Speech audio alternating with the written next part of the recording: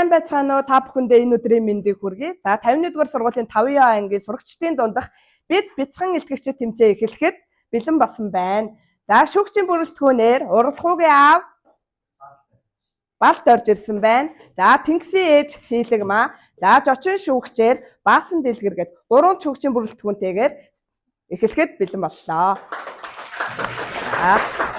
Сайн байцгаана уу? Өнөөдөр би амжилтанд хүрэх арга замын талаар өөрийн бодлыг хуваалцъя гэж бодлоо. Амжилтанд хүрэхийн тулд хамгийн дөрөв тодорхой зорилготой байх хэрэгтэй. Зорилгоо зөв тодорхойлж түүндээ хүрэхийн төлөө тууштай хичээх нь чухал. Мөн цагийг зөв ашиглаж өөрийгөө хөгжүүлэх хэрэгтэй. Алдаа гаргасан үед шантрахгүй, харин түүнээс суралцаж урагшлах нь амжилттай үндэс болдог байна. Иймээс та бүхэн өөртөө итгэж зорилгодоо үнэнч байж чадвал амжилтанд хүрч чадна.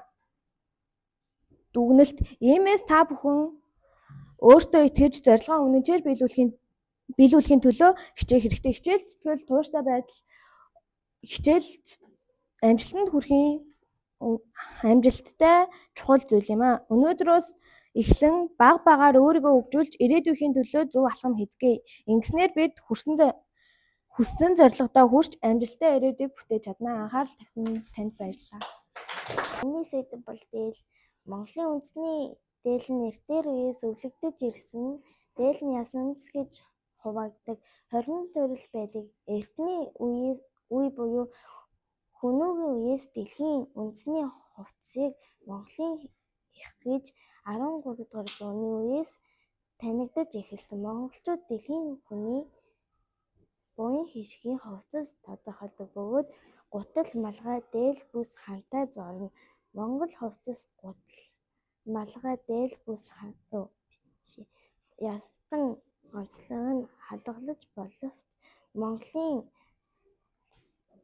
тууралцуудыг илтгэх нэг хэвийн маягтай ижил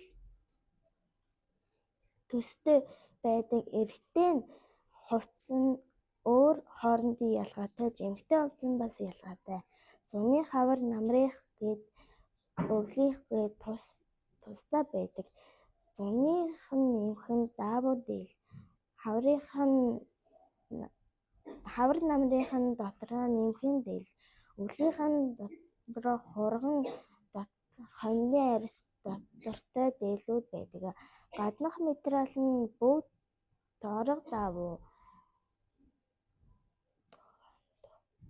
Дуурт нь даавуугаар торгоос гаралтай.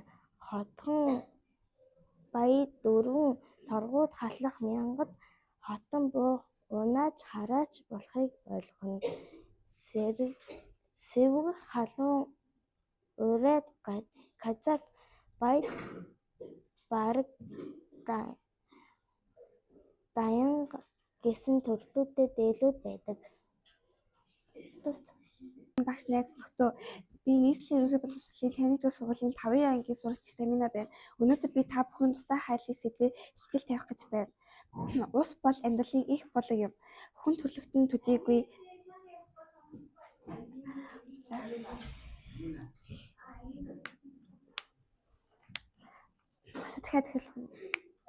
найз нөхдөө, би нийслэлийн ерөнхий боловсролын 51 дугаар сургуулийн 5-р ангийн сурагч семинар байна. Өнөөдөр би та бүхэнд усаа хайрлын сэдвээр сэтгэл тавих гэж байна. Ус бол амьдралын их болог юм. Хүн төрлөختөн төдийгүй амьтан ургамал гээд бүх амьд биет усгүйгээр оршин тогтнох боломжгүй. Дэлхийн гадаргын ихэнх хэсгийг ус эзэлдэгч ундны цэвэр ус маш хязгаарлагдмал байдаг. Иймээс бид усыг хайрлан хамгаалах нь нэмж чухал болоод байна. Түүгээс барахгүй байгаль дэлхийтэйгээ зүй бус хацнаас болж манай оронд цэвэр усны нөөц багассаар байгаа билээ.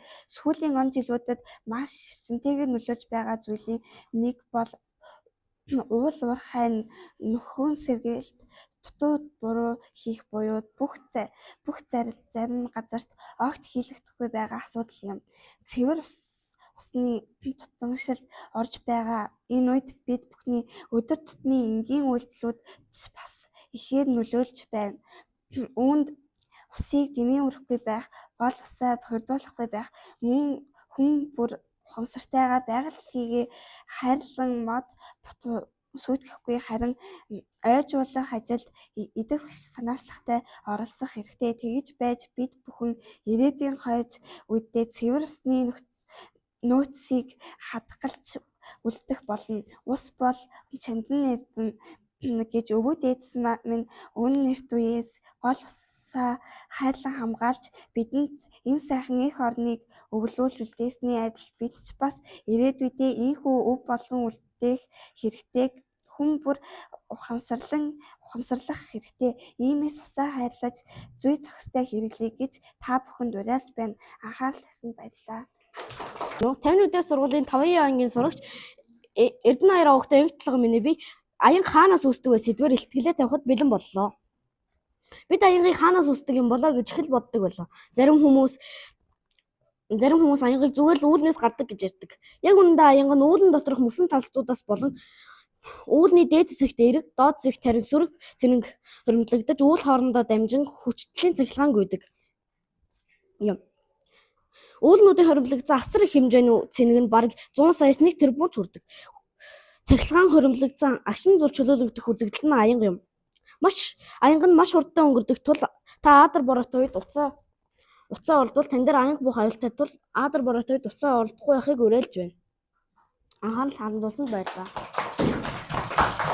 Монгол Улс соёл сайн байцгаана уу 51-р сургуулийн 5 ангийн сурагч Хэнкс оруулж илтгэлийн юмсууд бэлэн боллоо. Монголын өв соёл нь олон зуун жилийн туршид хуримтлагдсан бэлтгэсэн баялаг өв юм. Энэ нь монголчуудын түүх уламжлал, зан заасал, ёс суртахуун, урлаг, утга зохиол зэрэг олон талын илэрхийлэл юм. Монголчууд нь түүх хүннүүрийн үеэс эхлэн Чингис хаан болон их Монгол улсын хувьд оргилдоо хүрсэн. Монголын эзэнт гүрэн нь дэлхийн хамгийн том газар нутгийг эзэж байсан бөгөөд соёл иргэншлийн солилцоо худалдааны замыг нээсэн юм.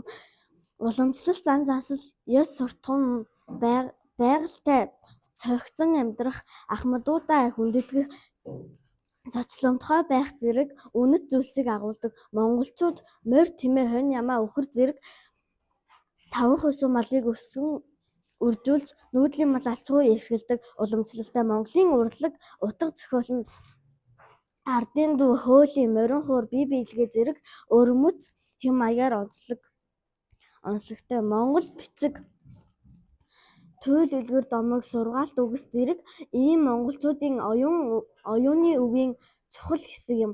Монголын өв соёлын хадгалан хамгаалах, судлан шийдлэх, сурталчлан таниулах нь монголчуудын чухал үүрэг юм.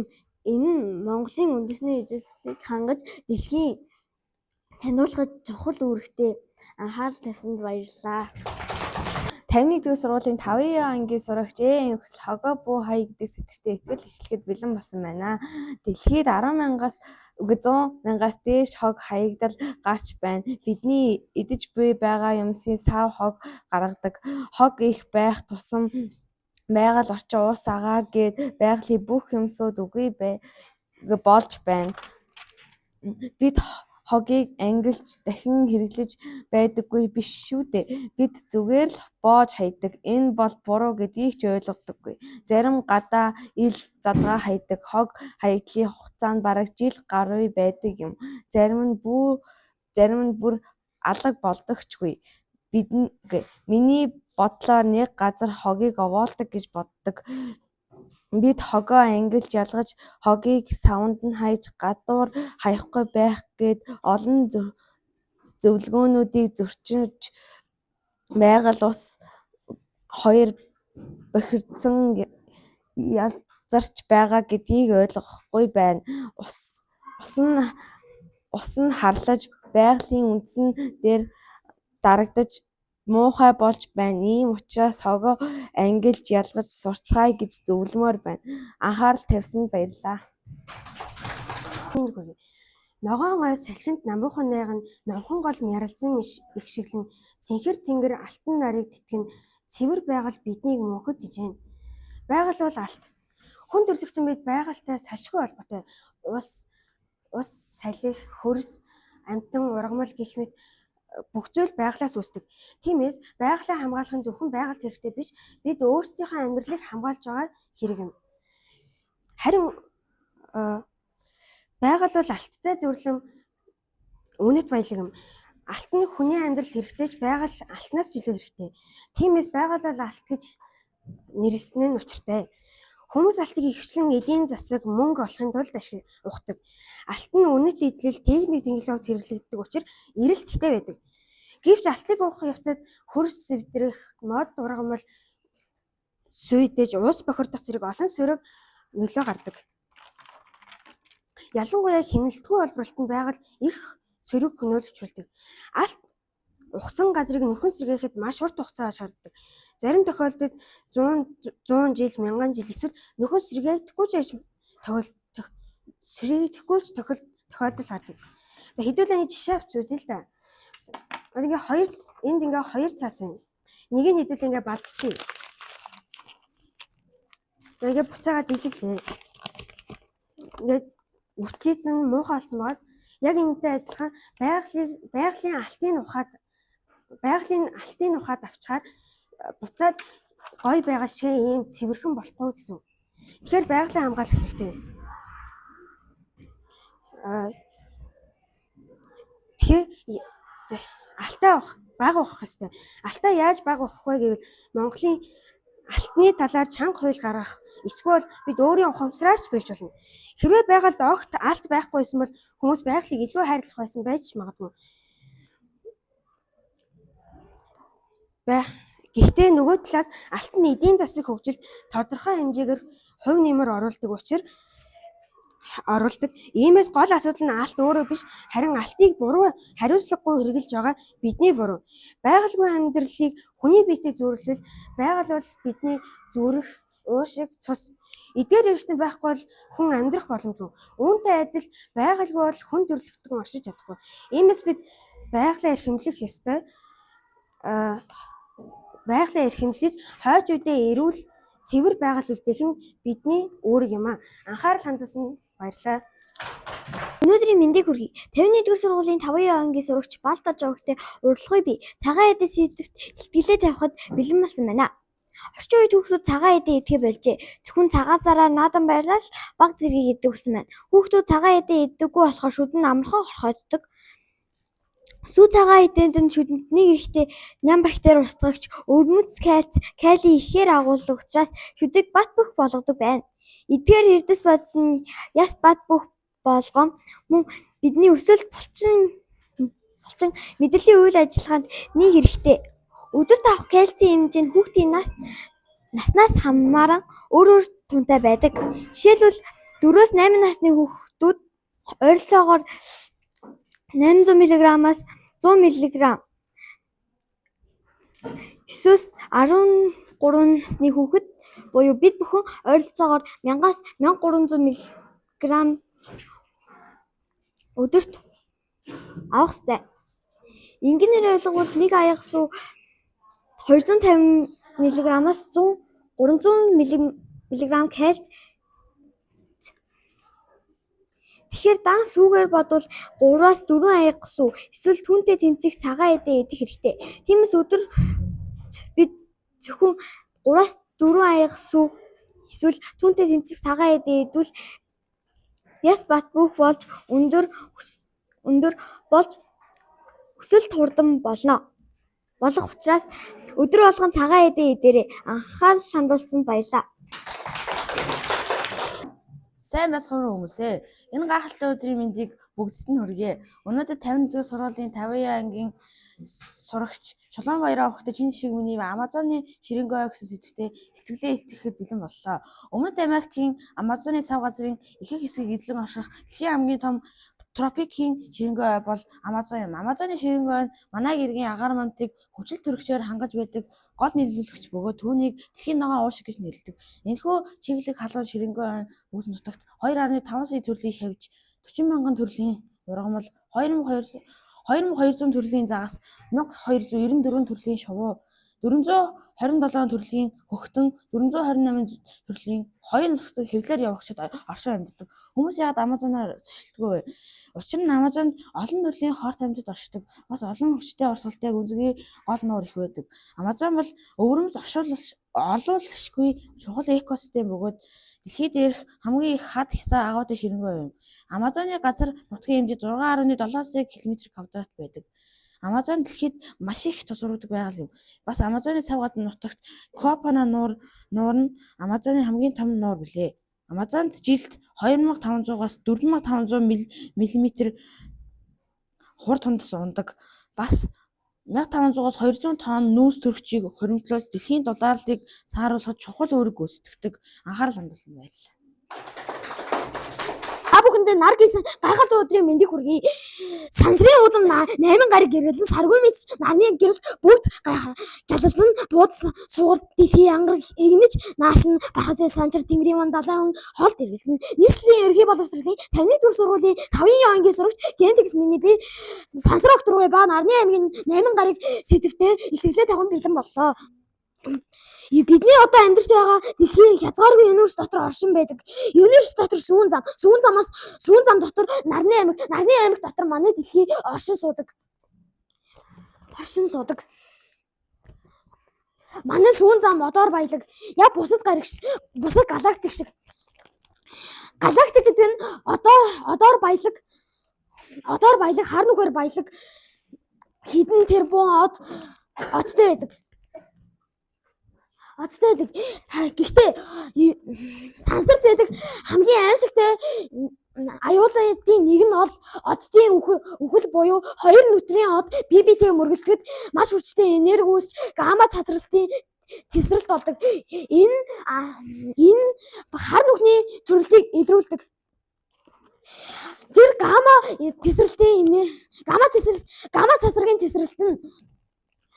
цацрагийн тесрэлт нь бол энэ байгаа. Тэгээ хоёр нүтрийн од ингээд мөргөлдөхөд хоёр талаас ингээд туяа цацруулж энэ маш халуун. Манай дэлхийд ингээд хүрвэл хүн оршин суугчид дэлхийч мөхнө. Яагаад гэвэл энэ энерги нь 10 секундэд 10 тэрбум жилийн нарны үсэг халуунд хүрдэг байна. Тиймээс энэ маш аюултай. Гэхдээ 450 сая жилийн өмнө энэ гамма цацрагийн тесрэлт манай дэлхийг онсон. Гэвч манай дэлхий буцаад эдгэрч хэмэндээ орсон. Тэгэхдээ хар нүх оддын үхэл хар нүхний төрөлтөд хүргэдэг. Хар нүх гэдэг нь ингээд гэрлийг ингээд сороход однуудын гэрлийг сорж одыг ямар ч гэрэлгүй болгодог маш аюултай том бит гэдэг. Галактик харин хэдэн 5-6 тэрбум жилийн дараа хамгийн ойролцоо галактик манай сүүн замыг мөргөх аюултай байгаа. Тэгээд энэ хоёр галактик ингээ мөргөлдөхөд дэлхий однууд 2 дахин томсож нар 2 дахин томсож дэлхийг идэж аюултай. NASA багийнхан сансар окторгын 5% л судалж чадсан. Нарны аймагт 7 гариг байдаг. Тэр нь бууд суугар дэлхийн ангараг бархас санчир тэнгэрийн ван далай ван оршдог. Манай нарны аймагт ганцхан оршдог. Үгүй ганцхан цагирагтай гариг байдаг. Тэр нь бол санчир. Гэхдээ гунигтайгаар санчир өөрийнхөө цагиргаыг хүчтэй таталцлын хүчээрээ сорж байгаа. Тэгээд 500 сая жилийн дараа санчир цагиргаа бүр мөсийн идэж дуусгана. Манай сансар окторгууд ганцхан амьдралтай гариг байдаг. Тэр нь бол дэлхий.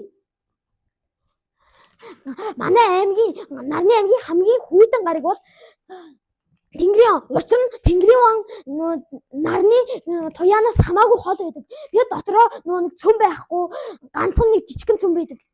Дэлхийн шиг тийм амар том мөртлөөгөө жижиг мөртлөө амар олон цөм байхгүй. Дэлхийн хамгийн жижигхэн цөмтэй тэнцүү байдаг. сар хэдэн сая жилийн турш бидний манай дэлхийг сансрын чулуунаас хамгаалж энэ сард байдаг нүхнүүд нь нэг сансрын чулууны нүхнүүд байгаа. Нар бол манай нарны аймагт байдаг ганцхан од. Тэр нь ингээ маш халуун туяа гаргаж бидрийг дулаан байлгадаг. Анхаарал хандуулсан баярлалаа. 50-ны дэх сургуулийн 5-ын ангийн сурагч Эзэлмийн миний би усаа ганцгаа гэсэн сэдвтээ итгэлээ эхлэхэд бэлэн басан байна. Та өдөрт хэр их ус ашигладаг вэ? Миний ус зарцуулдаг зүйлсүүд гар нүүр амаа угаахад мөн хоол унд цэцэг мод услахад хэр болдог. Мод ургамал байхгүй бол мөн хоол идэж чадахгүй бол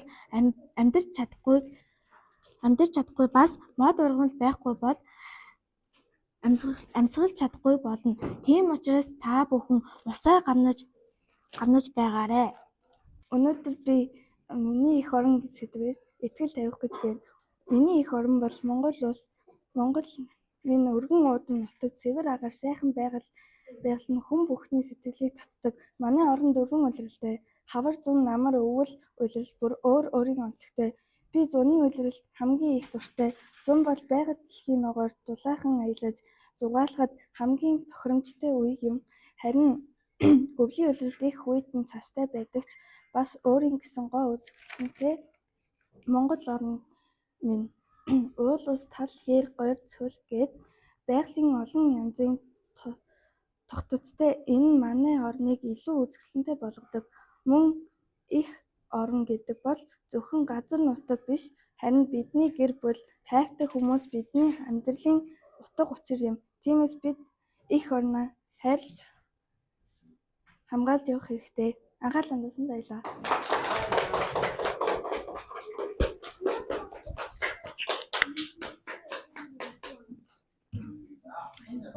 Сайн байцгаана уу? Нийслэлийн ерөнхий боловсруулалтын 51-р сургуулийн 5-ын ангийн сурагч Отонбаатар өвгтэй Насалбаа миний би Монгол өв соёл сэдвийн хүрээнд илтгэл тавихад бэлэн боллоо. Одоо орчин үеийн хүмүүс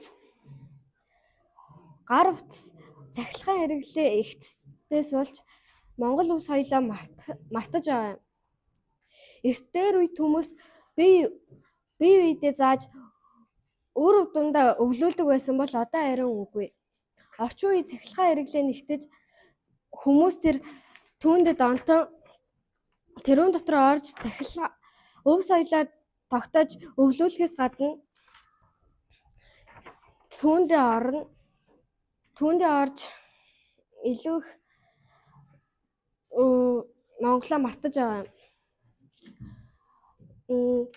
Өв соёлоо дээдлэхгүй байх нь Монголоо дээдлэхгүй байгаа гэсэн үг. Тиймээс та нар бие биедээ зааж өвлөөж байгаарэ гэж уриалж байна. Анхаарал хандуулсанд баярлалаа. Би 51-р сургуулийн 5-ын ангийн сурагч Бөмбөрдөн өвгтэй Нанди Эрдэнэ байна. Одоо би 51-ээс байгаль хайрлал гэдэг сэдвтээ илтгэл ярина. Хүүхд болон томчуудаа та нар байгаль орчноо цэвэр болгож цэвэр орчинд амьдарч байгаарай. Харин байгаль цэвэр байлгахын тулд эхлээд газарт хог хаяхгүй байх, газар хамаагүй хэвтэрж уухгүй байх, мод мөчөр хугалахгүй байх, газар хамаагүй масахгүй байх, ан амьтан зовоож шахтуулахгүй байх. Энэ үйлдэлүүдийг хэрэглүүл байгаль орчин цэвэр болж цэвэр орчинд амьдарч чадах болно. Жишээлбэл газарт хогоо хайсан бол аваад хогийн савнд хийгээрэй. Мод мөчөр хугалсан бол буцаагаад ургуулаарай. Ан амьтан шахтуулсан бол эмчлээрэй.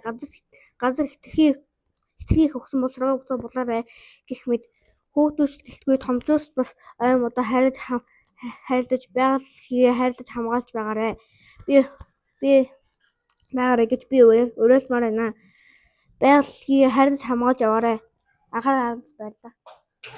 Сайн байцгаана уу? Та бүхэн энэ өдрийн мэндийг хүргэе. Өнөөдөр 51-р сургуулийн 5-ын ангийн сурагч Наран Гэрэл авахтай намнасууд миний би Чанмын Эрдэнэ гэсэн сэдвийн хүрээнд илтгэлээ хэлэлцүүлэхэд бэлэн болсон байна. Хүний амьдрал үнэт хэрэглээ. Юугаарч орлуулшгүй бүтээгдэхүүн билээ. Түүний үнэт чанар нь химийн аргаар гаргаж авч болдоггүй. хүн усгүйгээр амьдарч чадахгүй байгаа юм. Гэвч дэлхий дээр байгаа бүх усны 1% нь цэвэр ус байдаг. Харин 97% нь далай тэнгисийн ус байдаг. 2% нь хойд өмнөд туйлын ус билээ. Унтны цэвэр ус нь өнөөдөр томоохон хотуудын хамгийн гол санаа зовоосон асуудлуудын нэг болоод байна. Хүн төрөлхтөн орчин үеийн шинэ технологийн дагуу колониязм буюу эсийн аргаар юу ч хиймлэр хийж гаргаж авч чадаж байна. Өмнөд Солонгос эрдэмтэд нохойг эсийн аргаар гаргаж авсан байдаг. Гэвч тэрч байтгай хүн хүртэл гаргаж болохыг нээгээд байна. Тэгвэл энд нэг л зүйлийг хүн төлөвлөлтний ганц гаргаж авч чадаагүй зүйл бол ус юм. Өдөр ирэх тусам дэлхийн дулаан хуурай болж цэвэр усны нөөц багасж хүний тоо хэрэглээ хурдцтай өсөж байгаа. Энэ эрийн үед бид усаа хэмнэхгүй бол усны хэрэглээний хязгаартай учрын ус нь 90-ад оны картын бараа шиг болох аюул бий. Энд та бүхэн усны үр ашиггүй хэрэглээгээ багасгаснаар хойд үр хүүхэдтэй цэвэр ус үлдээж чадна. Анхаарал хандуулсан та бүхэндээ баярлалаа. Цаг төлөвлөлтөйгээр шалгалтууд сайн байцгаана уу та бүхэндээ энэхүү өдрийн мэндийг хүргэе. 5-ын ангийн сурагч Бямцагт тавагтаа мөнх нэрл миний бие цаг төлөвлөлтөйг ашиглах сэдвээр илтгэлээ давхад бэлэн боллоо. Хүн бүрийн нэг өдөрт 24 цаг байдаг. Үүнд зарим нэгт нь энэхүү цаг хангалттай хүрэлцдэг, заримд нь тийм хангалттай хугацаа биш. Энэ хоёрын хамгийн том ялгаа бол нэг нь цаг төлөвлөлт ба нөгөөх нь цаг төлөвлөөгүй байдал юм. Цаг төлөвлөөгүй хүнд маш их хүндрэл учрах болзошгүй. Болох ёсгүй зүйл болох, гэнтэй ажилдаа болох, ажилд авахцах гэх мэтчлэн асуудал тулгархад маргаашийн өөртөө татдаг. Маргааш нь үлдсэн ажиглаа дуусгахын тулд тэд тухайн өдрийнхөө хийх байсан ажлаа хойш нь тавьдаг. Хойш тавин явсаар дараагийнхаа өөртөө хүндрэл учруулж маш их стресс, ядралтыг өөртөө авчирдаг. Харин цагаа төлөвлөдөг хүний нэг өдөр эмх зэгстэй бүх зүйл төлөвлөгөөний дагуу маш тайван стресс багтаа өнгөрдөг. Цаг төлөвлөдөггүй хүн ямар нэгэн зүйл тохиолдоход AI-г ашиглаж цагаа хэмнэдэг. Гэхдээ байнга AI-г ашиглах нь буруу дадал юм. AI нь өөрийгөө зэниглэж хооллохын тулд маш их хэмжээний агаар ба усыг сордог ба ирээдүйн хойч үедээ цэвэр агаар, цэвэр усыг хэрэглүүлэхийн тулд AI-аар бит цагийн төлөвлөгөө гаргах нь маш чухал юм аа. Анхаарал хандуулсан явдал баярлалаа. Сайн байцгаана уу та бүхэнд энэ гайхалтай өдрийн мэндийг хүргэе. Нийслэлийн ерөнхий боловсролын 51-р сургуулийн 5-ын ангийн сурагч Им Маргад миний бие шагаан наадгаа хэмээх хэллээ тавихад бэлэн боллоо. Дөрвөн бэрх шагаан минь морь болон давхин дөрөө хийсэн хүлэг шиг урагшлан тэмүүлэн багхан наадгаа хатлаа баяр хөөр түгээн бархалт өв соёлыг бидэнд сануулдаг. Шагаагаар морь уралдуулах тоглоом нь монголчуудын уламжлалт соёлын нэг хэсэг. Хоньны шагааг морь болон ашиглаж 5 өнгийн замаар уралдуулдаг.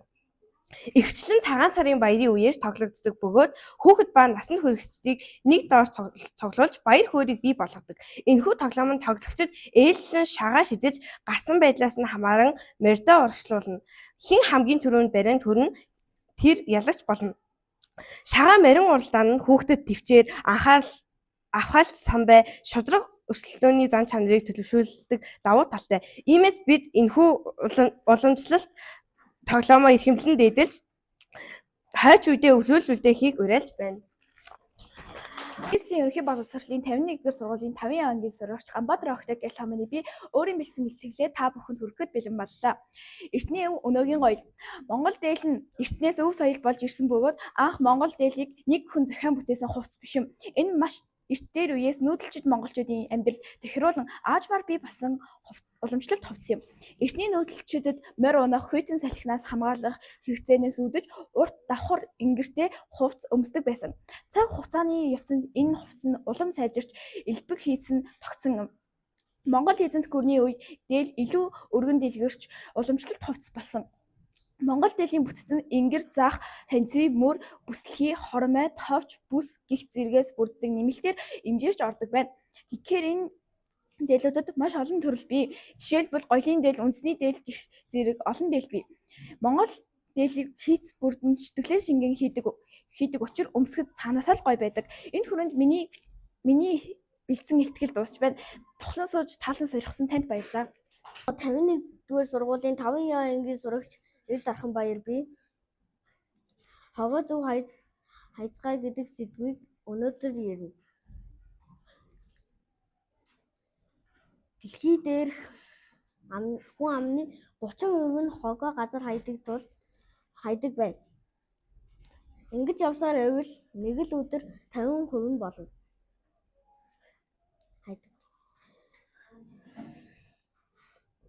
Бид нэр одооноос л тэмцэхгүй бол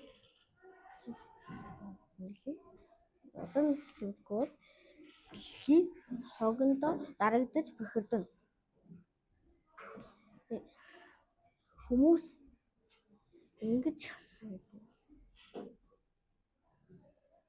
Хүмүүс хогоо хайсаар байвал 30-40 жилийн дараа уус ба цэвэр агаарын хомсдолд орно. Ийм учраас хогоо зөв ангилж байгаль орчноо хамгаалъя. Хүмүүсээ хамтдаа хогоо зөв хайж сурцгаая. Ерөнхий боловсролын 51-р сургуулийн сурагч А. Долгион байна. Миний ярих сэдэв бол үлэг үйлийн ертөнц юм. Үлэг үйл гэж юу вэ? Үлэг үйл гэдэг нь 230 сая жилийн өмнө амьдарч байсан мүлхэгч амьтад юм аа. Амьдарч байсан үед нь 3 галавт хуваагддаг.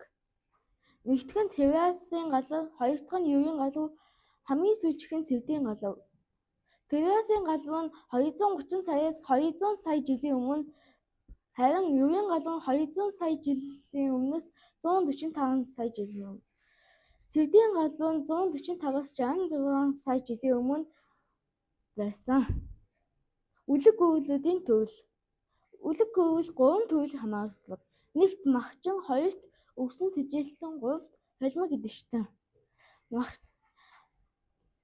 Махчин амьтад нь бусад хүч багтайгаа барин иддэг байжээ.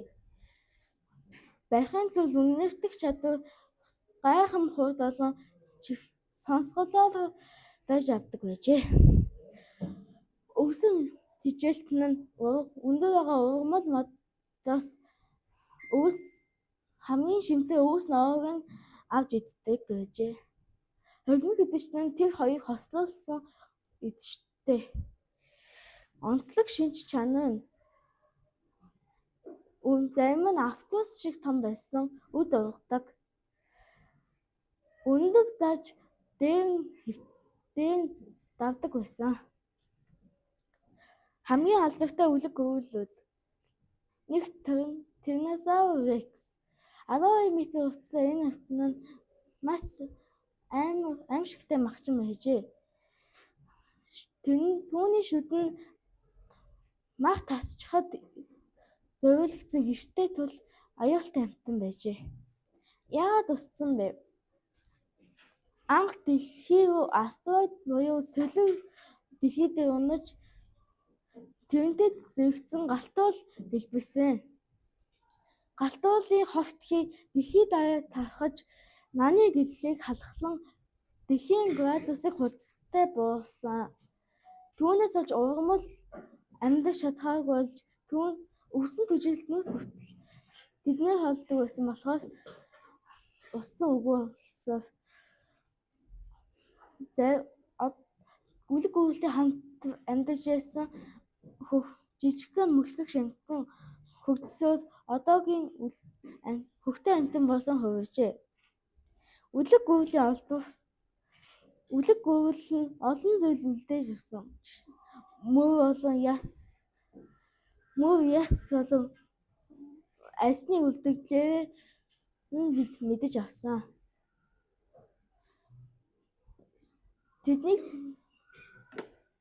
Тэднийг судалдаг хүмүүсийг палеонтологч.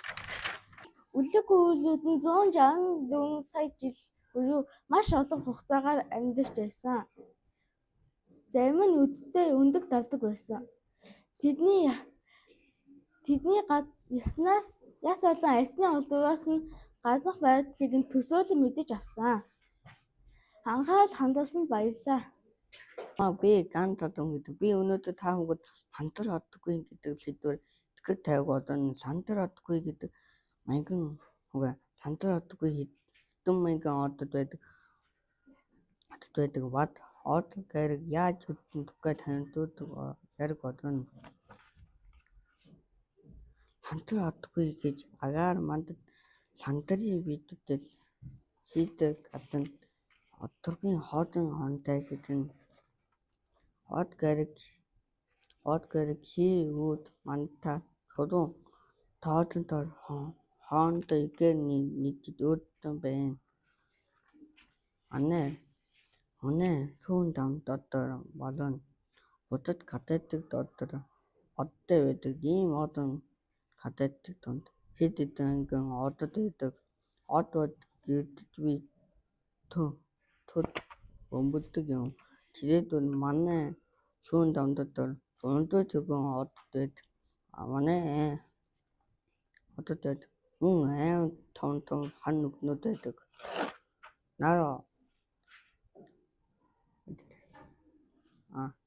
Нар бодон түүний тэн эргэг 8 гараг байдаг. Бод цугур тэтгэй ангараг паркд ханчиг тэнгэрийн ван дадаа ван гэд анхаарал татварт баярлаа. Миний нэрийг энэ бэлгүүдэ гэдэг. Би газар доорх нууц гэсэн сэдвээр бичв. Хүмүүс та нар газар ухад нүүрсэл олдог эсвэл адтай бол алж юм уу алмаа золно. Одоо би дүүтэй зүг алмаа золсноо ярий. Аав дүүтэйгээ цуг явж байгаад нүх олов. Тэр нүхээ ухаж байгаад нүүрс олов. Тэр нүүрсийнхаа доошоо ухаж байтал алмаа золоод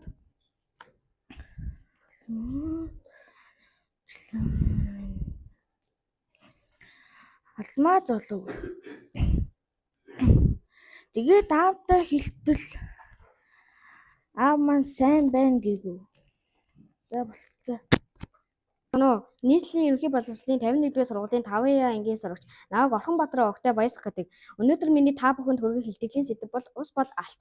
Ус бол алт хэмээх үгийг сонсоход та бүхэнд юу бодогдож байна вэ? Устай зүйлсэн алт бол байгалийн үнэт металл юм. Харин алтыг бид маш өндөр үнээр авдаг. Харин усыг нээгч өндөр үнээр авдаггүй. Тийм болоод л амьдралд итгэх ус гэх зүйлийн үн цэнийг ойлгохгүй хайн ханддаг байх. Ус алтаас илүү үнэтэй гэдгийг та бүхэн ойлгох хэрэгтэй. Жишээлбэл шүдээ угааж дууслаа ус хаалгүй орхивол 18-24 литр зүгээр л хийд юм усна. Харин жил 6570 литроос зүгээр л хог бит хаягдаж байна гэсэн үг. Тэгэхээр Хойд Африк бол хамгийн их усны хомсдолтой орн. Тийм усны хомсд. Бас ус нь маш бохир учраас хүн амын тоон жилээр цөөрж байгаа. Одоо Монголч гэсэн Африктэй ижил усны хомсдолд ороход ойрхон байгаа тул бид усаа хайрлан хамгаалах хэрэгтэй. Миний өнөөдрийн илтгэл танд багч болов гэсэн юм ойлгосоо гэхдээ би итгэлтэй байна. Анхаарал хандуулсанд баярлалаа. Хүнд энэ өдрийн мэндийг өнөөдөр 51-р сургуулийн 5 ангийн сурагч Батбаяр Овогтой эрхэм мэлэг миний би одоо орон судлал гэсэн сэдвийн хүрээнд Нарны аймгийн нэг болох Суур гаригийн сэдвээр илтгэлээ эхлүүлэхэд бэлэн болсон байна.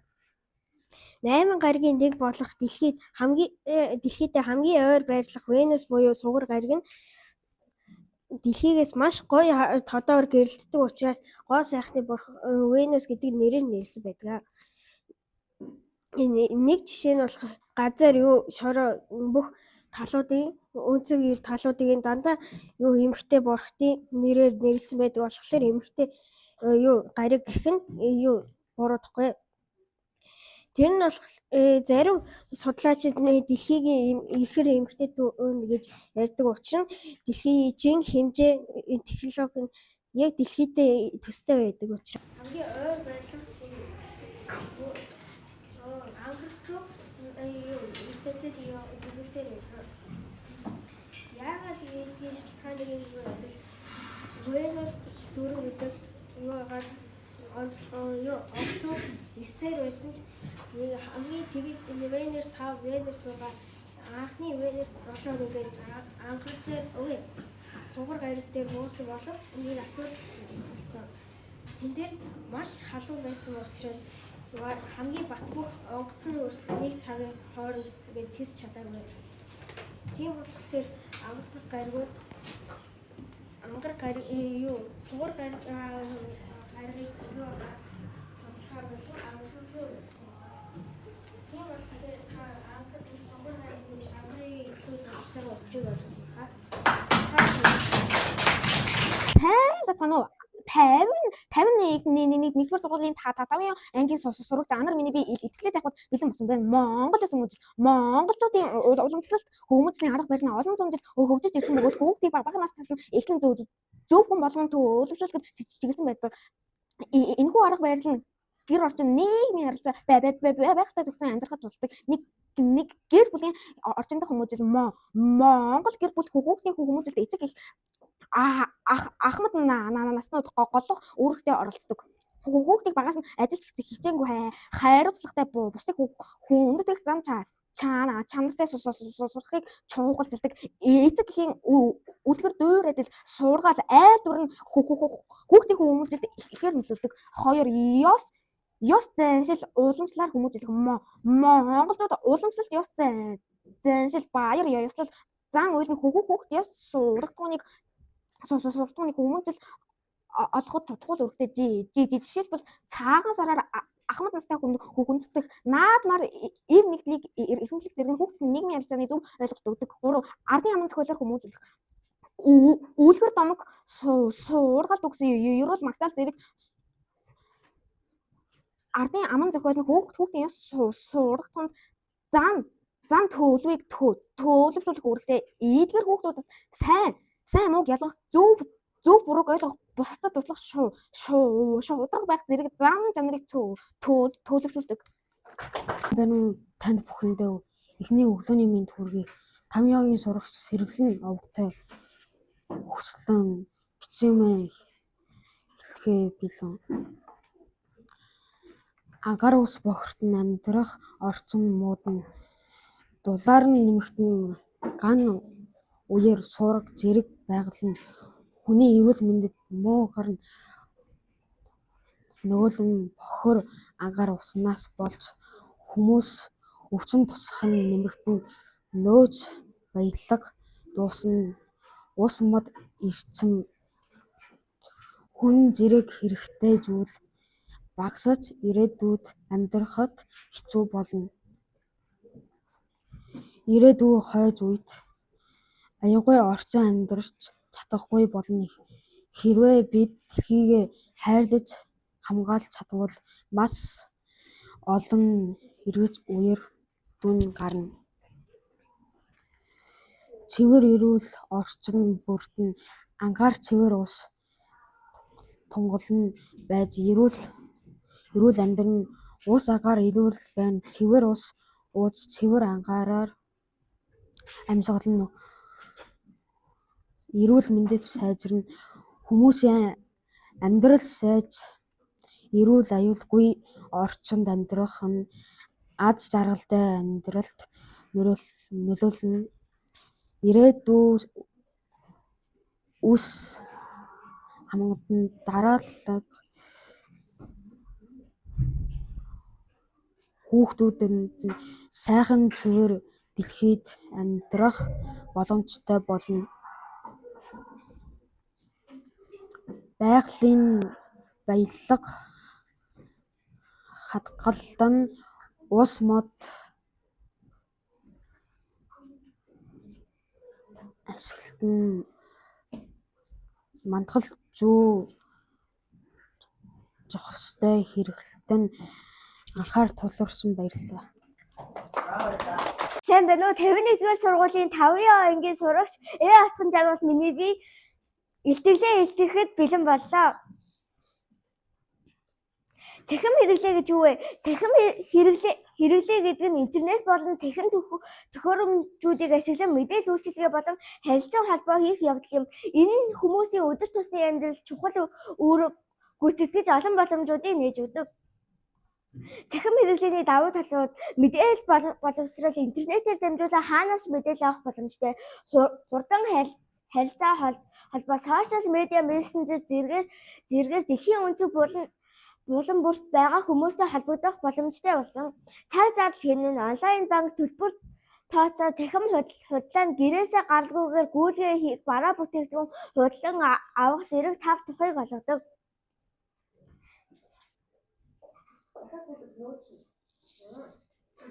Цахим хэрэглээний сөрөг талууд биеийн эрүүл мэнд, нүд ядрах, нуруу чилж хөдөлгөөний дуцагт орох, нойр хулжих гэх мэт сэтгэл зүйн эрүүл мэнд, цахим тоглоом эсвэл сошиал медиад донтох, аюулгүй байдал, хувийн мэдээлэл алдах, цахим залилан болон дээрлэх хэтэлт өрдөх эрсдэлтэй амьд харилцаа, гэр бүл найз нөхөдтэйгөө ярилцах цаг багасж ганцаардах магадлалтай, товчхондоо хичүүлж хэрэглүүл цаг хугацаа болон эрүүл мэндээ алдах аюултай. Тэгвэл цахим орчиг хэрхэн зохистой хэрэглэх вэ? Цахим хэрэглээг зохистой байлгахын тулд дэлгэцийн цагаа хязгаарлаж зөвхөн хэрэгцээ мэдээлэл авч амьд харилцаа болон амралтаа нэгдүгээр тавих хэрэгтэй. Сошиал медиаг хэрэглүүл зохих хугацаа 5 ба түүнээс настай бол 1 цаг, 6 настай бол 1 цаг 15 минут, 7-оос 9 настай бол 1 цаг 30 минут, 10-аас 12 настай бол 2 цаг, 13-аас 14 настай бол 2 цаг 30 минут, 15-аас 16 настай бол 3 цаг. Найзуудаа өөр тохирсон хэмжээ буюу 10-аас 12 наснд тохирох 2 цагийн цахим хэрэглээг өөртөө үр бүтээлтэй хэрэглэж заашицгаая. Анхаар сандсан баярлалаа. 51-р сургуулийн 5 ангийн Б Чингис болд гэдэг миний илтгэлийн сэдв бол амьттай хайрлын сэдвээр илтгэл тавих гэж байна. Манай дэлхийн амьтад маш ихээр цөөрж байна. Яагаад гэвэл ихээр бид ан янзнаа хайрлахгүй хогоо ил хайж хогийн савнд хийхгүйгээр задгаа хайсан учраас ус бохирдож ургамалж хүртэл устж байгаа учраас ан амьтад устж үгүй болж байна. Хүмүүс бас ан хийж лусын амьтдад ингэж устгаж хөгжөөгөө гаргаж зугаасгаж байна. Бид амьтдаа хайрлаж хамтдаа хамгаалж бид нээж ан амьтдаа хайрлаж хамгаалах юм бол ан амьтад их болж байгалаар дөрвөн сайхан үзэлсэнтэй харагдаж хүмүүс хүртэл сонирхож амьтсныг хайрлаж хамгаалж хүүхэд мэд хайрлаж хамгаалах юм бол амьтад ариун болно. Миний дүгнэлт дээр бол хог хаяхгүй байгальтаа хог шүсээ хаяхгүй цэвэр явах юм бол ан амьтад өгөхгүй байгаль дэлхий үзэгсэндээ харагдана шүү дээ. Гэсэн илтгэл өргөхөд бэлэн болсон байна. Бид бүхэн байгальтаа хог хаян бохирдож байна. Бид бүхэн яаж байгалаа хамгаалах вэ? Жишээ нь байгальтаа хог хаяхгүй байх, байгальтаа мод тарих. Зарим хүмүүс ямар хэрэгтэй юм гэж бодно. Харин цэвэр агаар нэмэгддэг тул мод тарихыг зөвлөж байна. Байгаль орчноо харьлаагүй улмаас ирээдүйд 2050 онд нэвтрүүлгээр бид бүхэн байгалаа хайрлаагүй учраас агааргүй болон усгүй боллоо гэж хэлэн үүнээс сэргийлэн байгаль дэлхийг хайрлаарай. Бидний бичдэг дэвтэр модоор хийгддэг. Мод байхгүй бол газар хатан өвс ногоо ургахгүй. Ус жиргэн хүмүүс амтан хатан тул байгалаа хайрлан хамгаална. Байгаль дэлхийг хайрлах хэрэгтэй. Та бүхэн миний байгалаа хайрлын илтгэлийг сонссонд баярлалаа. үхтэй эртнээс тэнгэрийг ажиглаж од ба тэнгэрийг сонирхон судалж ирсэн. Од нь өөрөөсөө гэрэл дулаан ялгаруулдаг асар том хий бөмбөлөг юм. Түүний дотор ус төрөгч гели нэгдэн орж их хэмжээний энерги үүсдэг. Гариг нь хүн амьдарч болдог дэлхий юм. Гариг нь хүний амьдралын салшгүй нэг хэсэг бөгөөд биднийг илүү хүчтэй болгох зорилготой мэт санагддаг. Хүн бүр амьдралдаа янз бүрийн бэрхшээлтэй тулгардагч эдгээрийг хэрхэн даван туулж байгаагаар хүнийг үнэлж болдог. Зарим хүмүүс гаригаас айж угардаг бол зарим нь түүний даван туулж өөрийгөө хөгжүүлэх боломж олгон ашигладаг. Үнэн дээр гариг ба саад биш харин бидний сольж шалгадаг нэгэн боломж юм. Хэвээ бид шантрахгүй урагшилж чадвал илүү ихийг сурч илүү ихийг ойлгож чадна. Мөн гариг нь бидний төвчээр хатуужил ухаарал өгдөг. Энэ бүх чанар нь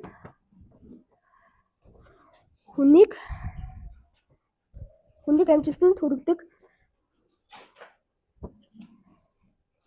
зайлшгүй хэрэгтэй байдаг.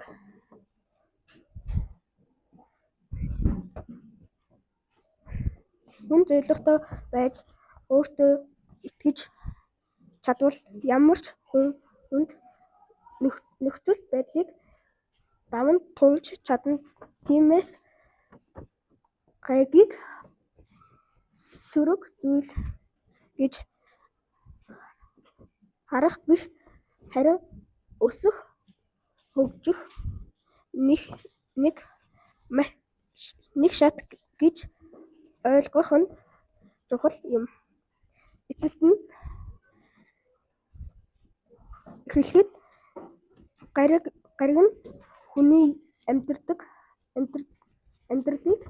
илүү утгатай болгож биднийг илүү сайн хүн болгоход тусалдаг.